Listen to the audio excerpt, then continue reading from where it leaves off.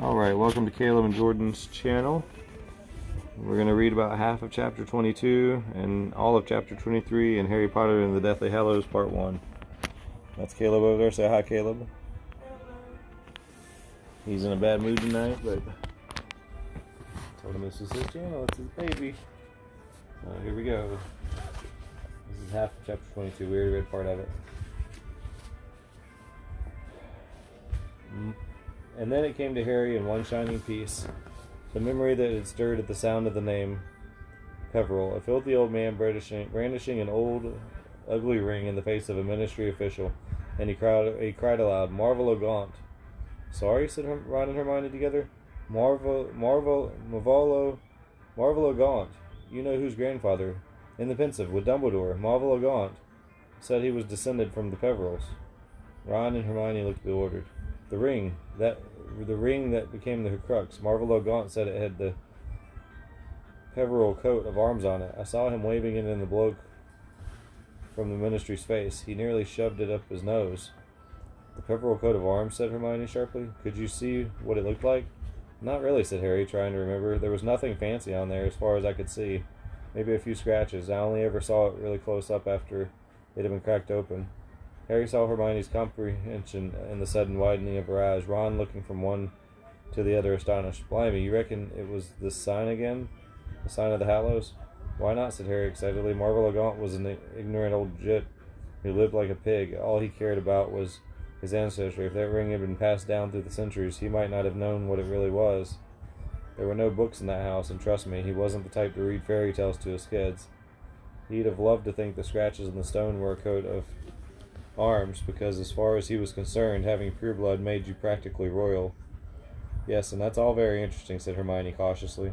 But Harry, if you're thinking what I think you're thinking, well, why not? Why not, said Harry, abandoning caution. It was a stone, wasn't it? He looked at Ron for support. What if it was the resurrection stone? Ron's mouth fell open. Blimey. But would it still work if Dumbledore Work? Ron, it never worked. There's no such thing as a resurrection stone. Hermione had leapt to her feet, looking exasperated and angry. Harry, you're trying to fit everything into the Hallows story. Fit everything in, he repeated. Hermione, it fits of its own accord. I know the sign of the Deathly Hallows was on that stone. Gaunt said he was descended from the Peverils. A minute ago you told us you never saw the mark on the stone properly. Where do you reckon the ring is now? Ron asked Harry. What did Dumbledore do with it after he broke it open? But Harry's imagination was racing ahead, far beyond Ron and Hermione's. 3 objects are Hallows, which, if united, will make the possessor master of death, master, conqueror, vanquisher. The last enemy that shall be destroyed is death. And he saw himself possessor of the Hallows, facing Voldemort, whose Horcruxes were no match. Neither can live while the other survives. Was this the answer? Hallows versus Horcruxes? Was there a way, after all, to ensure that he was the one who triumphed? If he were the master of the Deathly Hallows, would he be safe? Harry. But he scarcely heard Hermione. He had pulled out his invisibility cloak and was running it through his fingers. The cloth slipped to his water, light as air. He had never seen anything to equal it in his nearly 7 years in the wizarding world. The cloak was exactly what Xenophilius had described. A cloak that really and truly rendered the weaver completely invisible, and endures eternally, giving constant and impenetrable concealment, no matter what spells are cast at it. And then, with a gasp, he remembered, Dumbledore had my cloak the night my parents died. His voice shook, and he could feel the color in his face, but he did not care. My mom told Sirius that Dumbledore borrowed the cloak. This is why. He wanted to examine it because he thought it was the third Hallow. Ignotus Peveril is buried in Godric's Hollow. Harry was walking blindly around the tent, feeling as though great new vistas of truth were opening all around him. He's my ancestor. I'm descended from the third brother. It all makes sense. He felt armed in certainty in his belief in the Hallows, as if the mere idea of possessing them was giving him protection, and he felt joyous as he turned back to the other two. Harry, said Hermione again, but he was busy undoing the pouch around his neck, his finger shaking hard. Read it, he told her, pushing his mother's letter into her hand. Read it. Dumbledore had the cloak, Hermione. Why else would he want it?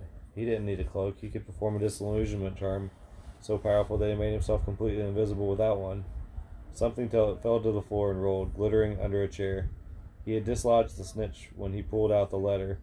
He stooped to pick it up, and then the newly tapped spring of fabulous discoveries threw him another gift, and shock and wonder erupted inside him so that he shouted out, "It's in here! He left me the ring! It's in the snitch! You reckon?"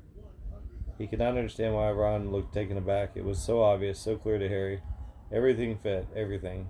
His cloak was the third Hallow, and when he discovered how to open the snitch, he would have the second. And then all he needed to do was find the first Hallow, the Elder Wand, and then...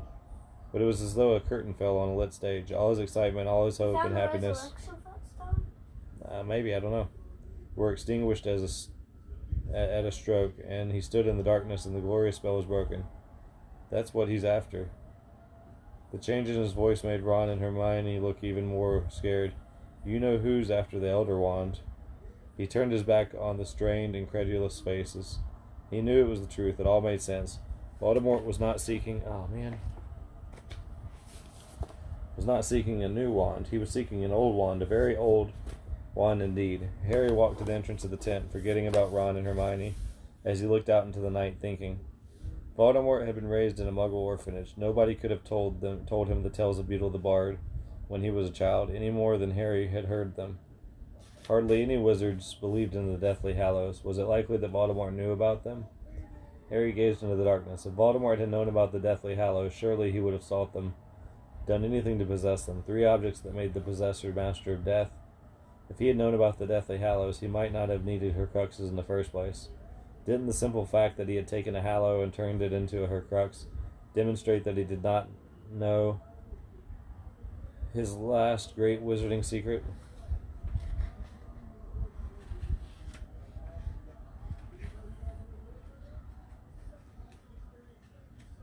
Alright, this is the new one, okay?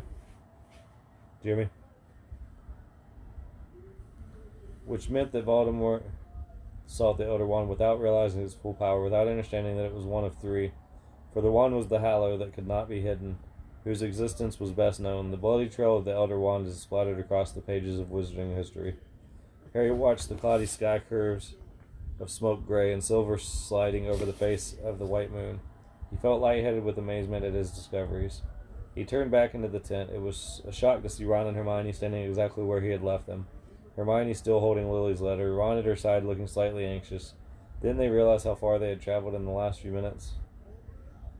This is it, Harry said, trying to bring them inside the glow of his own astonished certainty. This explains everything. The Deathly Hallows are real, and I've got one. Maybe 2. He held up the snitch. And you know who's chasing the third, but he doesn't realize. He just thinks it's a powerful wand. Harry, said Hermione, moving across to him and handing him back Lily's letter. I'm sorry, but I think you've got this wrong. All wrong. But don't you see it all fits? No, it doesn't, she said. It doesn't, Harry. You're just getting carried away. Please, she said as he started to speak. Please just answer me this. If the Deathly Hallows really existed, and Dumbledore knew about them, knew that the person who possessed all 3 of them would be Master of Death, Harry, why wouldn't he have told you? Why? He had his answer ready. But you said it, Hermione. You've got to find out about them for yourself. It's a quest. But I only said that to try and persuade you to come to the Lovegood, said Hermione in exasperation. I didn't really believe it. Harry took no notice. Dumbledore usually let me find out stuff for myself. He let me try my strength, take risks. This feels like the kind of thing he'd do. Harry, this isn't a game. This isn't practice. This is the real thing, and Dumbledore left you very clear instructions. Find and destroy the Horcruxes. That symbol doesn't mean anything. Forget the Deathly Hallows. We can't afford to get sidetracked. Harry was barely listening to her. He was turning the snitch over and over in his hands, half expecting it to break open to reveal the resurrection stone, to prove to Hermione that he was right, that the Deathly Hallows were real. She appealed to Ron. You don't believe in this, do you? Harry looked up. Ron hesitated. I don't know. I mean, bits of it sort of fit together, said Ron awkwardly, but when you look at the whole thing... He took a deep breath. I think we're supposed to get rid of Horcruxes, Harry. That's what Dumbledore told us to do. Maybe we should forget about this Hallows business. Thank you, Ron, said Hermione. I'll take first watch. She strode past Harry and sat down in the tent entrance, bringing the action to a fierce full stop. But Harry hardly slept that night. The idea of the Deathly Hallows had taken possession of him, and he could not rest while agitating thoughts whirled through his mind. The wand, the stone, and the cloak, if he could just possess them all. I opened at the close, but what was the close? Why couldn't he have the stone now? If only he had the stone, he could ask Dumbledore these questions in person. and Harry murmured words to the snitch in the darkness, trying everything, even Parseltongue, but the golden ball would not open. And the wand, the Elder Wand, where was that hidden? Where was Voldemort searching now? Harry wished his scar would burn and show Voldemort's thoughts. Ugh. Because for the first time ever, he and Voldemort were united in wanting the very same thing. Hermione would not like that idea, of course, but then she did not believe. Xenophilius had been right in a way. Limited, narrow, closed-minded. The truth was that she was scared of the ideas of the Deathly Hallows, especially of the Resurrection Stone, and Harry pressed his mouth again to the snitch, kissing it, nearly swallowing it, but the cold metal did not yield. It was nearly dawn when he remembered Luna, alone in a cell in Azkaban, surrounded by Dementors, and he suddenly felt ashamed of himself. He had forgotten all about her in his feverish contemplation of the Hallows. If only they could rescue her, but Dementors in those numbers would be virtually unassailable.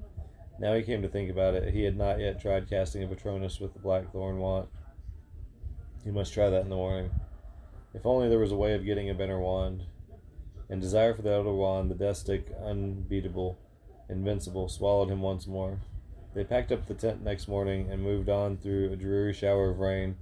The downpour pursued them to the coast, where they pitched the tent that night, and persisted through the whole week, though through sodden landscapes that Harry found bleak and depressing. He could think only of the Deathly Hallows. It was as though a flame had been lit inside him that nothing, not Hermione's flat disbelief, not Ron's persistent doubts, could extinguish. And yet the fiercer the longing for the Hallows burned inside him, the less joyful it made him. He blamed Ron and Hermione. Their determined indifference was as bad as the relentless rain for dampening his spirits, but neither could erode his certainty, which remained absolute. Harry's belief in and belonging and longing for the Hallows consumed him so much that he felt quite isolated from the other two and their obsession with the Horcruxes. Obsession, said Hermione in a low, fierce voice, when Harry was careless enough to use the word one evening after Hermione had told him off for his lack of interest in locating more Horcruxes. We're not the ones with an obsession, Harry. We're the ones trying to do what Dumbledore wanted us to do. He was impervious to the veiled criticism. Dumbledore had left the sign of the Hallows for Hermione to decipher, and he had also. Harry remained convinced of it, left the resurrection stone hidden in the golden snitch. Neither can live while the other survives, master of death. Why didn't Ron and Hermione understand? The last enemy that shall be destroyed is death, Harry quoted calmly. I thought it was you know who we were supposed to be fighting, Hermione retorted, and Harry gave up on her. Even the mystery of the silver doe, which the other two insisted on discussing, seemed less important to Harry now, a vaguely interesting sideshow. The only other thing that mattered to him was that his scar had begun to prickle again, although he did all he could to hide this fact from the other two. He sought solitude whenever it happened, but was disappointed by what he saw. The visions he and Voldemort were sharing had changed in quality. They had become blurred, shifting as though they were moving in and out of focus. Harry was just able to make out the indistinct features of an object that looked like a skull and something like a mountain that was more shadow than substance. Used to images sharp as reality, Harry was disconnected by the change. He was worried that the connection between himself and Voldemort had been damaged, a connection that he both feared and, whatever he had told Hermione, prized. Somehow Harry connected these unsatisfying, vague images with the destruction of his wand, as if it was the Blackthorn wand's fault that he could no longer see into Voldemort's mind, as well as before. You awake there, buddy? As the weeks crept on, Harry could not help but notice, even through his new self-absorption, that Ron seemed to be taking charge, perhaps because he was determined to make up for having walked out on them, perhaps because Harry's descent into listlessness galvanized his dormant leadership qualities. Ron was the one now encouraging and exhorting the other two into action. 3 Horcruxes left, he kept saying. We need a plan of action. Come on. Where haven't we looked? Let's go through it again. The orphanage, Diagon Alley, Hogwarts, the Riddle House, Borgin and Burke's, Albania, every place that they knew Tom Riddle had ever lived or worked, visited or murdered. Ron and Hermione raked over them again. Harry joined in, only to stop Hermione pestering him. He would have been happy to sit alone in silence, trying to read Voldemort's thoughts, to find out more about the Elder Wand. But Ron insisted on journeying to ever more unlikely places. Simply, Harry was aware, to keep them moving. You never know, was Ron's constant refrain. Upper Flagley is a wizarding village. He might have wanted to live there. Let's go and have a poke around. These frequent forays into the wizarding territory brought them within occasional sight of snatchers. Some of them are supposed to be as bad as Death Eaters, said Ron. The lot that got me were a bit pathetic, but Bill reckons some of them are really dangerous. They said on Potter Watch. On what, said Harry? Potter Watch, didn't I tell you that's what it's called? The program I keep trying to get on the radio, the only one that tells the truth about what's going on. Nearly all the programs are following you-know-who's line, all except Potter Watch. I really want you to listen to hear it, but it's tricky tuning in.